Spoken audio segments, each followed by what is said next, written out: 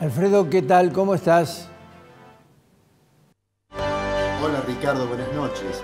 En primer lugar te pido disculpas, no puedo salir en directo porque al horario que deberíamos hacerlo tengo una actividad que yo no fijo el horario, ¿no es cierto? Entonces no quiero estar ausente de al fin y al cabo y entonces te hago este pequeño video que te lo estoy haciendo desde Bruselas, la capital de Bélgica. Bruselas, una ciudad que tiene muchísima historia, fue fundada en el siglo X. Bruselas, uno encuentra en sus calles muchos indicios de ese pasado tan importante que ha tenido en Europa. Pero además en el presente, Bruselas tiene un rol muy importante en la Unión Europea. Aquí, a poco distancia de donde estoy, está la sala en la cual sesiona el Parlamento Europeo. Y por estos días la discusión en la Unión Europea es muy fuerte. Y es muy fuerte porque si bien en el pasado tuvo desafíos importantes la Unión Europea, el primero fue lograr consolidar este acuerdo que ha permitido el crecimiento, después de la Segunda Guerra, el crecimiento tan importante que ha tenido Europa.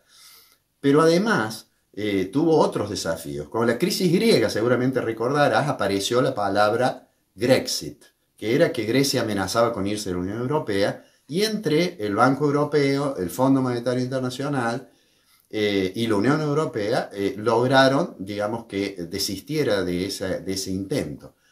No lo lograron con Inglaterra y entonces tuvieron el Brexit, que fue sin lugar a dudas otro desafío importante para este intento de tantos países de coordinar y de hacer lo que hoy es la Unión Europea. Bueno, hoy tienen un desafío de otra naturaleza que los preocupa muchísimo y que tiene que ver con la invasión rusa a Ucrania. Esto tiene ribetes de seguridad, tiene amenazas de Rusia y preocupación además de muchos países europeos que tienen vulnerabilidad energética, es decir, que dependen del petróleo y de los recursos energéticos de Rusia. De hecho, le cuesta trabajo a la Unión Europea unificar sanciones y les lleva bastante tiempo de discusión entre los distintos países miembros.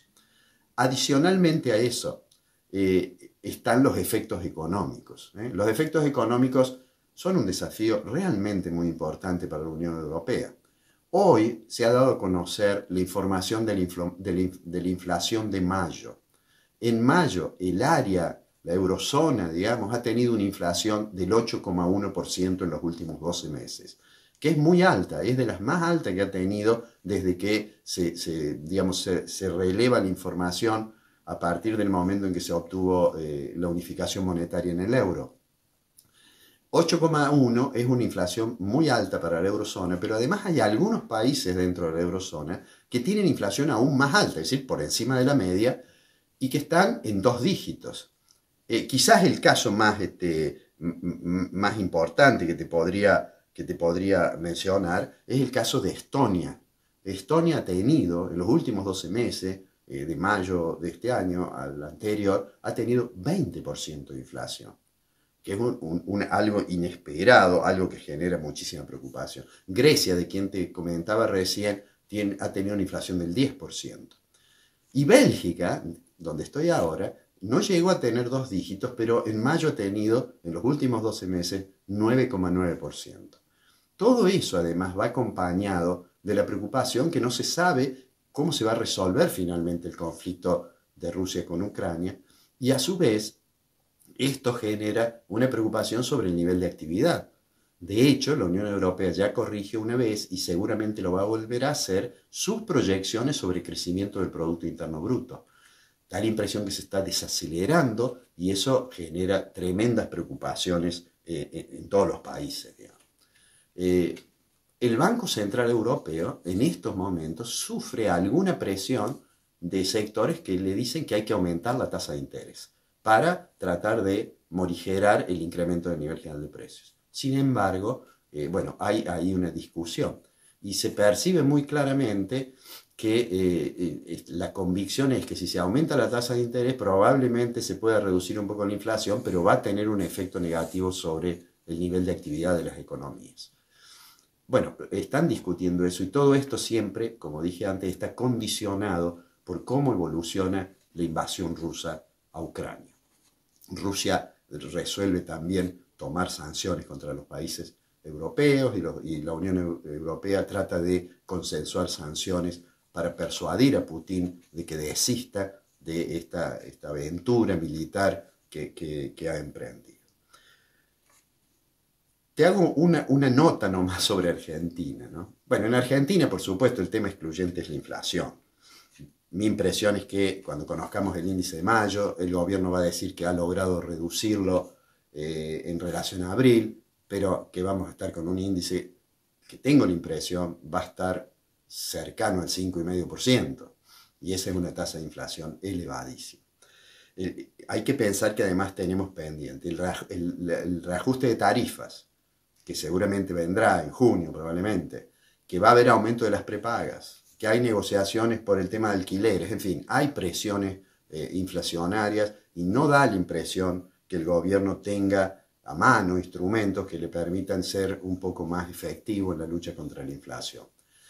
Como hemos dicho en otros programas, yo creo que esto va a generar una desaceleración del crecimiento económico. Es decir, la recuperación económica del año pasado, que nosotros dijimos era un rebote en relación al año anterior, no se podía esperar para este año. Pero sin embargo, las proyecciones que se hacen de crecimiento parecen, a mi juicio, todavía muy optimistas, porque una tasa de inflación muy alta va a terminar afectando las posibilidades de la economía. El gobierno anunció una noticia que, bueno, que parece ser buena, arregló con el Club de París. ¿Qué arregló? Que no vamos a pagar hasta septiembre del 2024. Si se llega a un acuerdo antes en materia de tasas y plazos y se firman los acuerdos bilaterales, probablemente sea antes. Pero lo concreto es que el gobierno lo que claramente está intentando hacer es llegar con la menor presión posible sobre el sector externo al 2023. Y me gustaría terminar diciéndote algo. No logra el gobierno generar confianza de manera significativa, siguen las pujas internas y todo eso, digamos, se refleja en que hay una gran incertidumbre sobre cómo va a seguir la economía. Si uno hoy mira cuánto es el índice de riesgo país, ese índice que se llama Envy+, nos encontramos con un récord, es decir, el número que tiene Argentina de riesgo país, que es la diferencial que hay entre la tasa de interés de los bonos argentinos y la tasa de interés de un bono sin riesgo americano, en realidad hoy cerró a 1950. Eso es un nivel de un índice de riesgo país prácticamente de economía en default. Es muy delicada la situación, pero me gustaría dejar como una especie de mensaje final, que más que los problemas económicos que son gravísimos, me da la impresión de que los problemas políticos están haciendo mucho ruido y eso a uno le genera una sensación de muchísima incertidumbre hacia el futuro. Ricardo, espero el martes que viene poder salir en directo y espero que, como de costumbre, hagas un buen programa. Un abrazo.